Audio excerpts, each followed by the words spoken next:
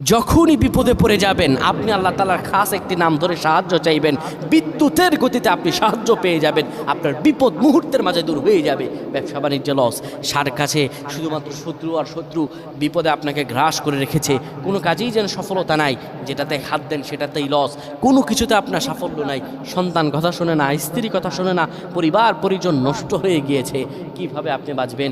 প্রবাসে আটকা পড়ে গেছেন, আসতেও পারেন না, কোনো কাজও পাচ্ছেন না, আপনি আমলটা করেন। এটি আমার কথা নয়, বিশ্বনবী মুহাম্মদ রাসূলুল্লাহ সাল্লাল্লাহু আলাইহি ওয়াসাল্লামের প্রিয় সাহাবী হযরত যায়েদ রাদিয়াল্লাহু তাআলা আনহু, তিনি একবার মক্কা থেকে হিজরত করে যখন মদিনায় যাবেন, ঠিক সেই সময় বিপদে পড়ে যান। ওনাকে একটি লোক বিপদে আটকে ফেলে এবং ওনাকে হত্যা করার চেষ্টা করে। তখন তিনি আল্লাহ তাআলার এই খাস নামটি ধরে সাহায্য চেয়েছিলেন, আল্লাহ তাআলা তাকে বিপদ থেকে মুক্ত করেছেন। সুবহানাল্লাহ। সেই দোয়াটা কি? তিনি যখন বিপদে পড়ে যান তিনি বলেন, আগিসনি ইয়া রহমান।